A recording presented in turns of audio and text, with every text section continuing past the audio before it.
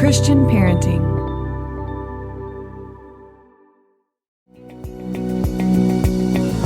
Okay, friends, this spring has got all kinds of events. You've got graduates in your life. You've got mothers, fathers, so Mother's Day, Father's Day, and we want to help you there. So are you searching for a perfect gift to celebrate the special moms, dads, and grads in your life? We are so excited about the Christian Parenting Moms, Dads, and Grads gift guide. That sounds fun. Moms, Dads, and Grads gift guide that has something for everyone. Whether you're honoring a new mom, a seasoned dad, or a recent graduate, we've got you covered with some thoughtful and meaningful gift ideas. Inside the gift guide, you'll find some of our favorite resources, from Bibles to study tools to inspiring books, fun projects, and even special bath products. You're guaranteed to find something special for the important people on your gift list this spring. Visit christianparenting.org/gift guide to get your moms, dads, and grads gift guide today. The link will also be in our show notes today.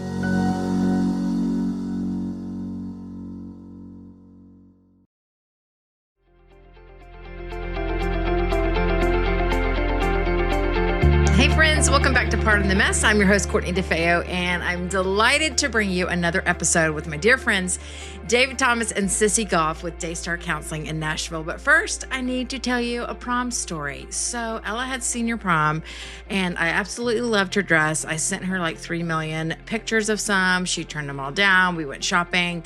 She turned them all down, and she's pretty particular. She's my little fashionista, but she knows what she likes, and it's typically different than what other people were wearing. But we're walking out of Dillard's, and there's this white, like ivory dress with like these cool pleats, and she looked over and she's like, I think that's it. And so she picks it up. It fits her like a glove. It is gorgeous. And I'm like, of course, I just should have let her do the thing instead of trying to pick out all of her dresses. So long story short, we get to prom day. She looks amazing, fits like a glove, like I said, has the best time, and is on her way home before her friends and her went to the next place after prom and said, hey, we're going to come home to change. And I was like, awesome. So I hear her call and she says, Mom, can you help me? The zipper's stuck. And I'm like, okay. Thankfully, y'all, this was after the prom. And this was not a cheap dress. Just need you to know that. So I go up there and it is legit stuck. There's not, how like material will sneak in and it's stuck and you can kind of pull the material out and then it goes. No, this like stuck. I have her friends come over and I start pulling on it. They start pulling on it. It's like not moving. I'm like shaking. And so then I'm like, well, maybe you could go over your head. Well, then she gets stuck. Have y'all ever gotten stuck in a piece of clothing? Well, like the panic ensued. She's like, Mom, I can't get out of it. Mom, what are we going to do? So y'all, like a scene out of a wrestling match, like Hulk Hogan, I shred this dress, y'all. I just, in a panic, grab the dress and pull the zipper right off of the dress. And after I did it, I was like, what have I just done? But you know what? She got out of it. And I emailed Dillard's, did the chat, did customer service. And they said, oh, since you've already worn it, it's a 10% discount. 10% discount. I'm going to have to circle back on this because I'm not letting this fight go. I will be calling customer service. I mean, I did rip it, but she was stuck. So I don't know, y'all. What a core memory for me in prom 2025. But she had a blast. Her and her friends just all went together and she had a great time. And it was so fun to watch her just be relaxed and confident who she is and just absolutely radiant. That girl is just class act. And I thought she looked awesome. But all right, moving on. I guess the moral of that story is don't rip a prom dress. I don't know what the story is, but I thought you'd get a kick out of it. All right, on to my dear friends, David and Sissy. We have had them on the podcast before, and you probably know who they are, but they are both counselors, been counseling boys and girls and families for decades over at Daystar Counseling in Nashville. They are authors, speakers, podcasters, and they help thousands of parents raise, and even me included. They're like my number one go-to for resources, but they're over at raising boys and girls and just so practical, so encouraging, so grace-filled. And so today we wanted to talk about 3 core needs, and these are not the only core needs. I just thought, let's just shuck it down. What are some core needs? Because I think sometimes we need things to simplify. What are the 3 core needs that every kid could use? And maybe that's something we just think about this summer as we go into summer, working on these 3 core needs. And so as you'll hear them share, these are some really great ones, not just for boys, not just for girls, but for both and all ages of kids. And so enjoy our chat. We also talk about dogs. So if you've been putting off getting a dog, you're probably going to hate us because that, as they would say, every kid needs a dog. All right. Enjoy my dear friends, Sissy Goff and David Thomas.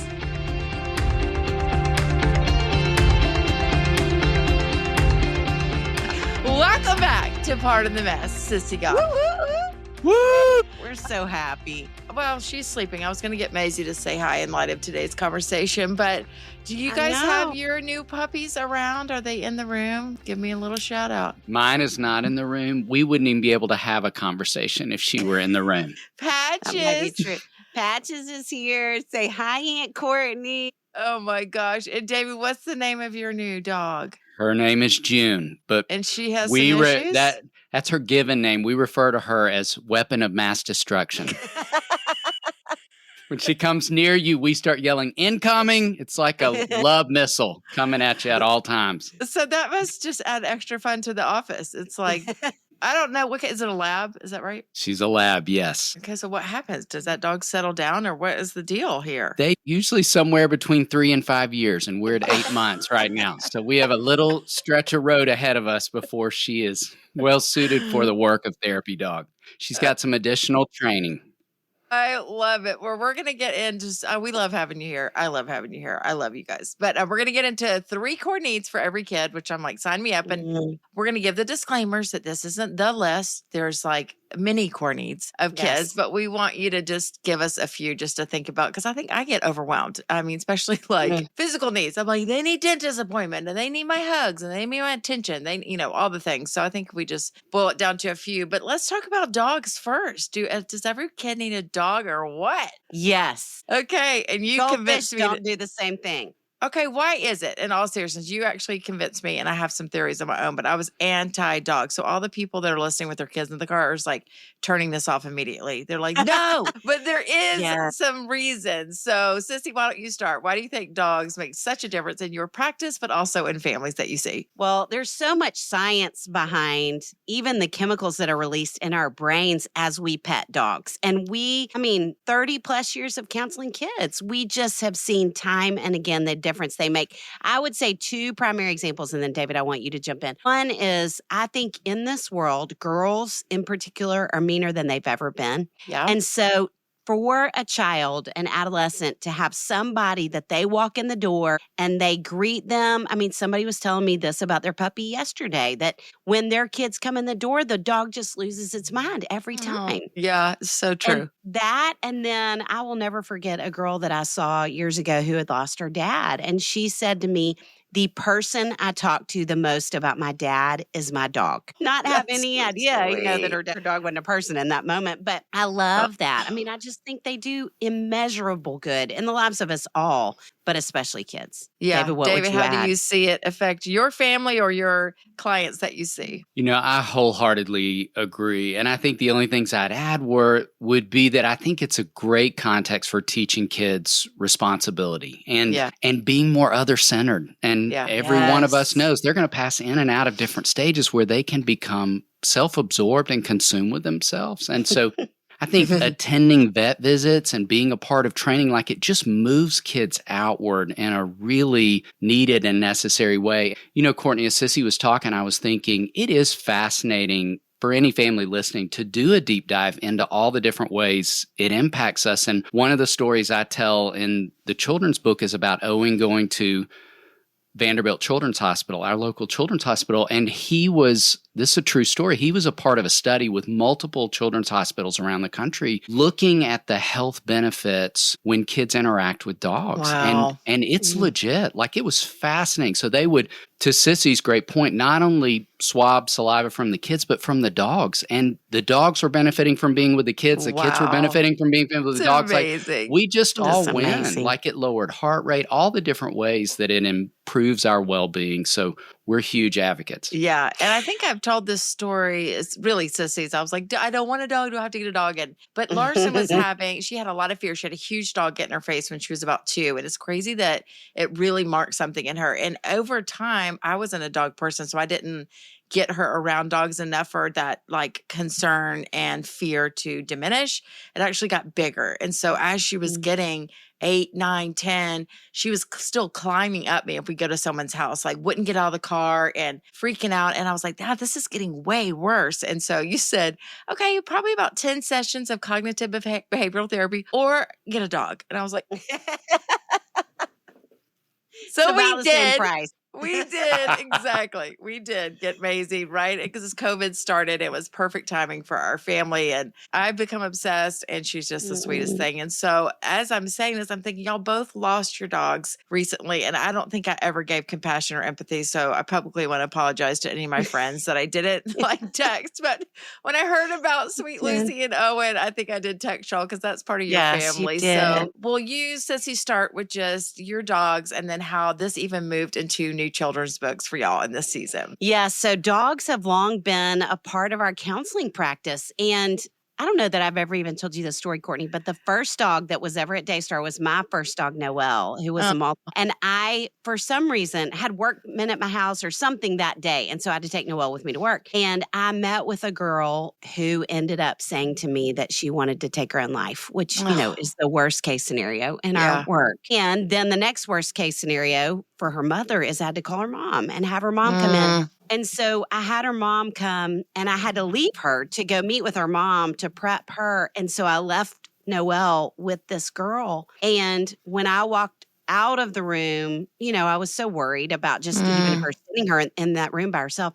And I walked back in and Noelle was in her lap licking her tears. And I told Melissa, our director, about it. And she said, bring her every day. And we now have, David, is it 6 dogs on staff? Yes. At Daystar? That's so cool. Helping with kids, which is amazing. And we have for years said, wouldn't it be fun to write a series of books called the Daystar Dog Series? It's so cute.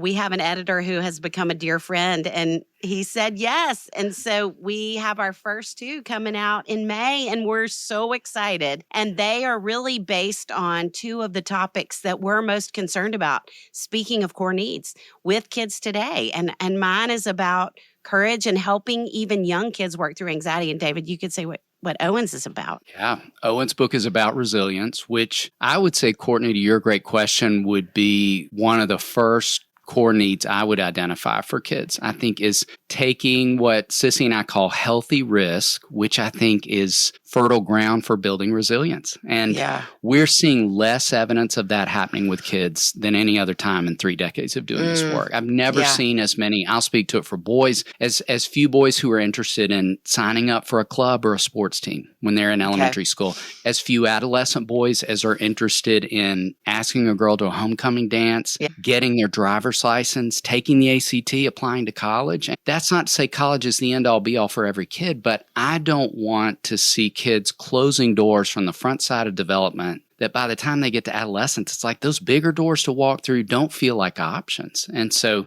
this book felt so important to talk about healthy risk on the front side. And I tell a funny story in the book about Owen that when we went to the children's hospital, he was overwhelmed by, the machines and all these people, doctors and nurses wearing white coats. And he was a 75-pound dog. I had to carry him in the first room, literally like pick this enormous dog up because he so wanted to be with a kid, but he was overwhelmed by all those machines and, different things that were running from the machines. And had he not been able to push through, experience that healthy risk of going in the room, he would have missed being with this amazing kid who I am convinced is who convinced him that this is good work you're doing. And it, next time we went into a room, I did less caring and more nudging and then less caring and more nudging. And so finally the guy would bound into a room, but that's not how it started. But I think had he never taken that risk, he would have missed the magic of what happened in that room that day. David, for him why do you and think the boy. that's changed? Why were we a little more open to risk than this generation is? Is it safety? Is it like just bar the door, keep them safe kind of thing? Well, I think there certainly were some things we could all 3 agree our parents might have missed, well-intentioned parents might have missed. But one thing I think they were Olympic gold medalists at was sending all 3 of us outside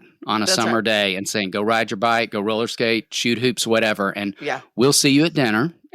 Drink from the hose. Drink from the hose, absolutely. And figure out what to do. And all 3 of us, I would argue, are pretty resourceful adults because we experience a lot of healthy risk. Now, obviously, it was a different day and time. And I think to Jonathan Haidt's great argument in The Anxious Generation, we have done a lot of coddling in previous years in ways that we don't invite kids into healthy risk. We're standing in the way of healthy risk sometimes. So I think it's needed and necessary because, again, the stakes will only get higher. I love that. So we have a neighbor that goes to our school, and at our school we do Bible buddies. So and it used to be my girls had an older Bible buddy, and they thought that was the coolest thing. So they'd meet from the two different schools. The high schooler would come over to elementary, and they'd study a piece of scripture and talk, and they just thought it was the greatest one. Now my girls are the Bible buddy to little girls, and it's crazy. I bet they're amazing. Oh my gosh. Yes. And so the little girl for Larson happens to live in our neighborhood, and she is smitten with Larson. And she said, on a snow day, can Larson come over and play? Now Larson's just turned 16,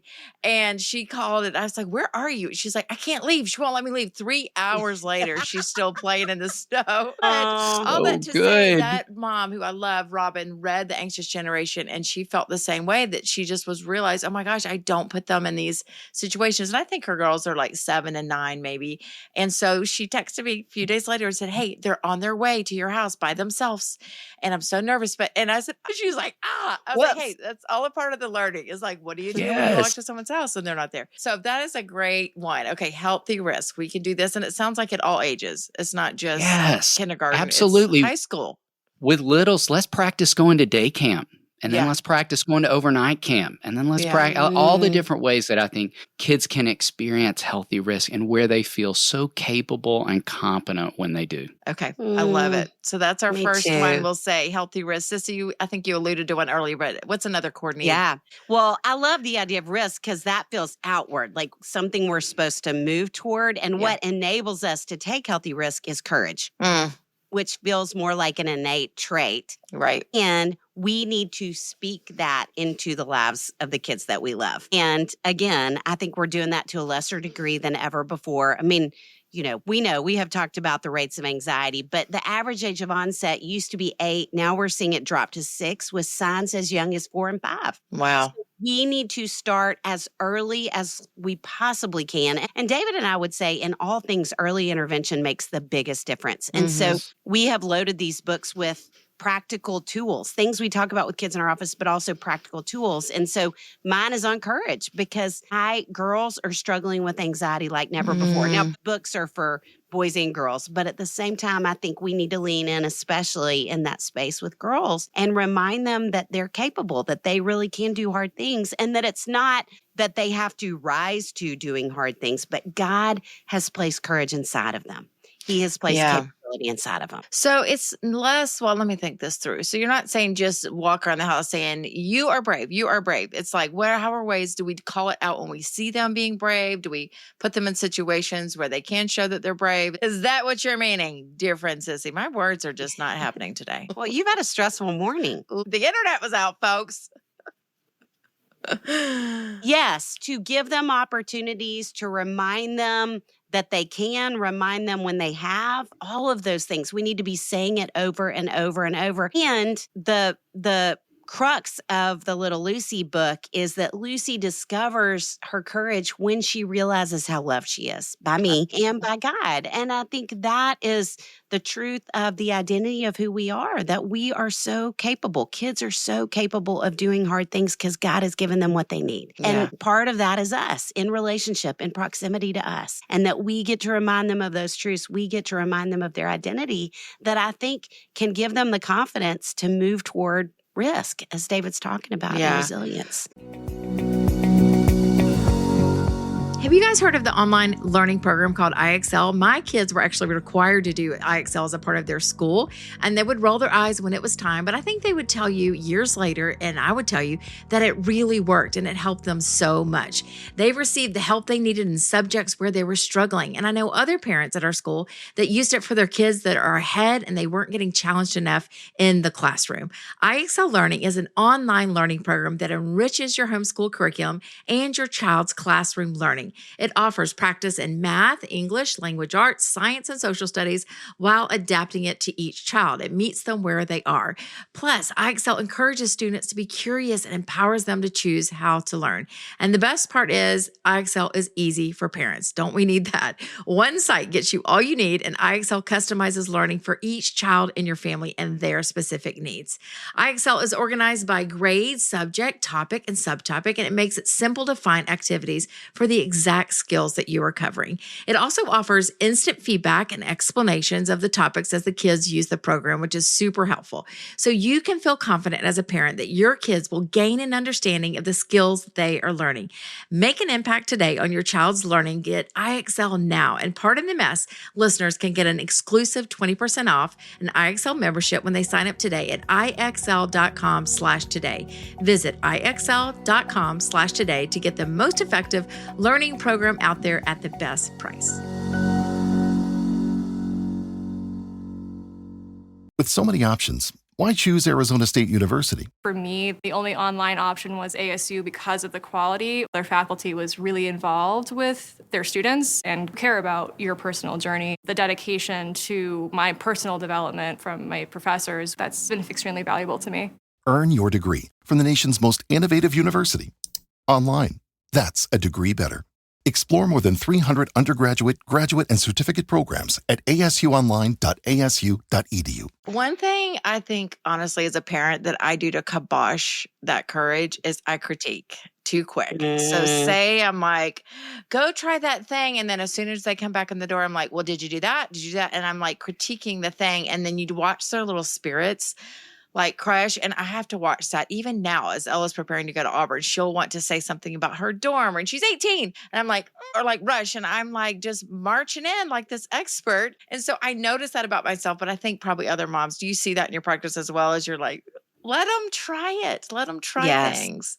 And when we do things for them, I think we feel like we're helping, but the message they get is we don't believe they can. That's right. That's right. That's exactly how Ella worded it yesterday. It's like, I think she said, you think I'm an idiot. It was more of her language, but that's what she was saying. It's like, you don't think I can do this, which Courtney, what a gift that she feels safe enough to say those words out loud to you. Yeah. You know? Well, and we'll get to a third one, but I was going to tell, as we started, I was telling David, he's like, how are you? And I'm like, well, we're in the senior year. And so asking for a friend, is it normal that there's a little more tension this year? Like we had such a good year relationally last year. And I feel like there's this pushback where it's like, whoa. And so she's ready to go. I'm ready for her to go almost. Because I'm like, whoa, is that a natural part, David, that they're just like, we're ready to be independent. We're pushing back a little bit. I think A, it's natural, and B, it's the importance of leaning into this is unfamiliar territory for both of you. She's never launched. You've never launched a first. Yeah. You know, Sissy and I have had conversation about we both have strong memories of having more conflict with our moms senior year and summer of senior year before we went away than the other years combined. And my mom and I had an incredible relationship, but it felt like we were in this unfamiliar territory. We were experiencing a lot of emotions, both of us,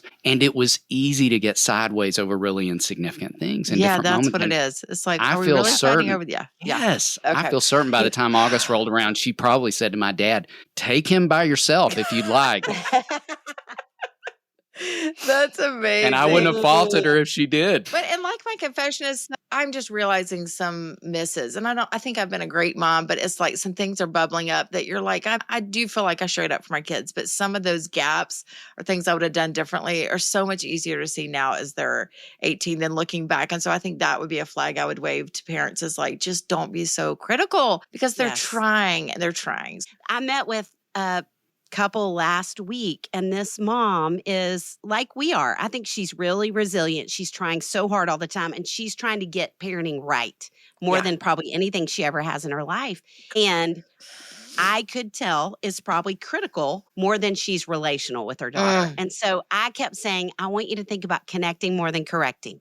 connecting more than correcting. Because some of us just lean towards more correction than connection. Yeah. And so, yeah. And I think when we haven't been doing that, we can always go back and apologize and say, hey, I want to do this differently. So let's work together. And you can graciously and gently remind me when I'm living in that space. Yes. And it is a beautiful thing for them to be old enough to have those conversations and to go like the way that you spoke, not okay, but I understand the pushback. And so it's an interesting phase. So that's why I look a little star-eyed and nauseous over here. Okay, one more core need for every kid. Who wants to go?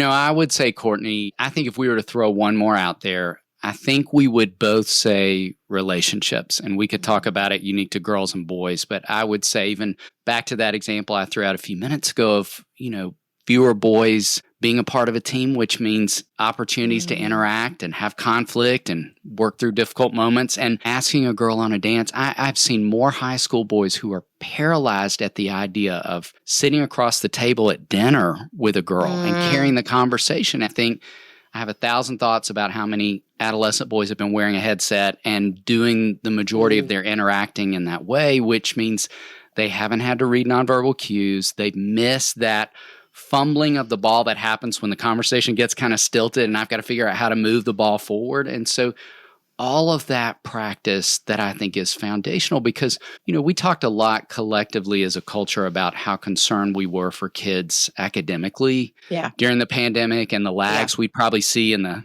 cognitive space. I don't think we talked enough about what we're seeing now, which is a lot of lags in kids' social development of all ages and where I think we're going to be playing catch up in that space for some time. But I want to see greater evidence of that for boys of all ages. Sissy, what would you say about girls and relationships? Yeah, I love that you use that word. I mean, I would add to that. And I was so David and I are meeting with clients still, and we're also doing supervision with some of our younger counselors on staff. And I was supervising one of the girls yesterday, and she said, what is it about 10 to 12-year-old girls right now that feel like they're struggling so much socially? It feels like something's wrong. And then we tracked back, and those kids were in kindergarten and first grade during the pandemic. Wow.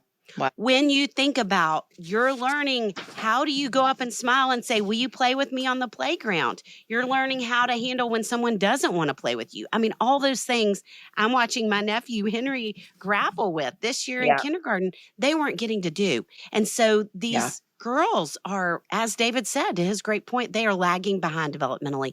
They don't know how to initiate conversation. They don't know how to ask someone a question, be interested in somebody else, answer, but not answer in 45-minute, increment. And so it feels like more than ever, we need to be doing a lot of practicing basic social skills with kids, giving them opportunities to do that, having play dates, observing those play dates, and then talking it through with them later because they're going to catch up, but to what cost along the way? And so what can we do to shore up some of what they missed? Yes. In this season? Love that you said practicing and observing. I've always been the house where people come. I've always been the car that picks up all the kids, but I love it. But it's also, I get to see so much intel on my kids and how they act around different friends. And I'm like pretending I have AirPods in and I'm like listening to the whole thing. And you learn so much about these kids. And even senior spring break, I watched my girls interact with these 4 friends. And I watched them one night. They were all kind of tired and they were all just staring at their phones. And I was like, golly, like, how can they not? But they're great people. But they also opened the box of Yahtzee. And when I tell you Yahtzee has become their obsession, I was trained fully in it last night. There's like screaming. There is trash talking. Ron's like, this game is ridiculous. I'm like, get in here. We're playing Yahtzee. But all that day. Good, Courtney.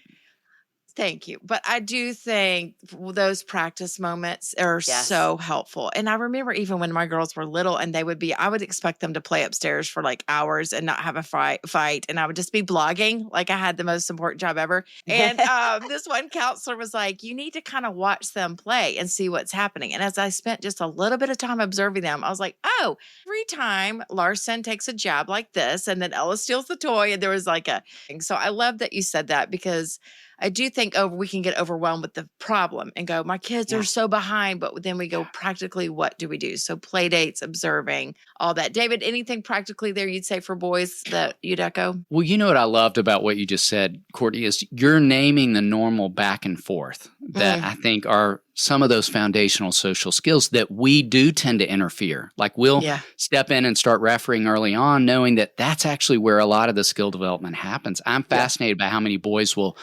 over-label a conflict or a relationship.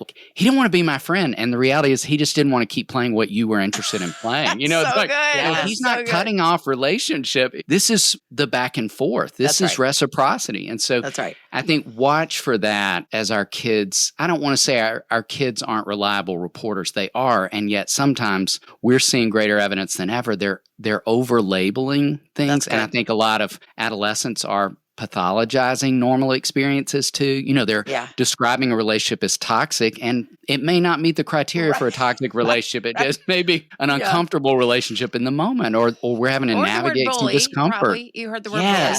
Yeah. Yes. Which is probably in some cases true, but probably, like you said, they didn't want to play the thing. Yeah. So it's back to your wisdom of just let's observe. Let's observe and listen. Yeah. Love it. All right, guys, thank you so much. Anything else? So these books are for little kids, but as I looked at them, I was like, this is helpful language. Like even that Max Lucado book years ago with the stars and the stripes and that, I was like, I've read that to adult kids. It's like all of these things can give us language to have these conversations. And I love that you can use a dog because you're not like, hey, Larson, the time that you weren't brave. It's like, let's look how cute the story is about Lucy and what she learned. Well, and I want to circle back to another book because as we're thinking about connecting over correcting, I think there's a very important book that I assume all of your listeners have, but feels especially important to say today. In This House, We Will Giggle is a must-read for everyone on the planet. Yes, we think the Lucy book and the Owen book can be helpful, and you can get all three on Amazon. Oh my gosh, y'all are hilarious. Okay, I did mean to ask you. So back in the day, and I don't know which book it was in, but on your podcast, I've referred so many moms, the stages and phases. So it's like, what do we know about this stage, you know, a girl or a boy? And then how can we, I forget how y'all worded it, but is that in a book as well that they can go by? Because I think if you're in second grade, you're like, my kid's scared every night. And I'm like, no, it's normal. They're on track. Is it in that book? Which one? There's 3 options for that. Okay, so perfect. We've got a podcast season called Ages and Stages where we track through what's going on with boys, what's going on with girls, what do they need uniquely. And then I have a book on boys called Wild Things, The Art of Nurturing Boys. Sissy and Melissa have a great book called Raising Girls where we break down the stages of development. Or we've got an online course where we teach through that. So if you're more of a listener, a reader, or a watcher, we've got 3 different options of how you could engage that content. That's so helpful. I really have gone back to that time and time again, even with my nieces, because you're like, this is a new phase, and then you freak out and you think your kids, something's wrong with them. And then you read y'all stuff and you're like, oh, they're acting like a second grader. Like, look at that. It's amazing. It's so encouraging. So I love your work. I love you guys. Please come to Texas. We love for you. tacos. We love you, friend. All Can right. never be with you enough. Hugs and kisses. Bye. Hugs and kisses to Maisie too. Okay. Bye.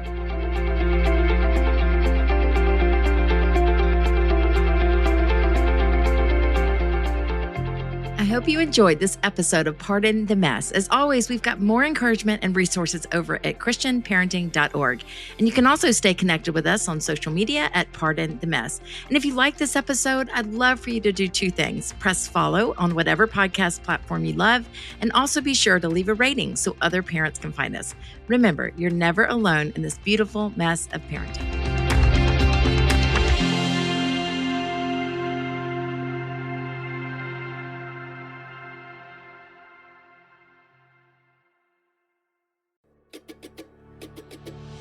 Hey, this is Steph Thurling, Executive Director of Christian Parenting and host of the Christian Parenting Podcast.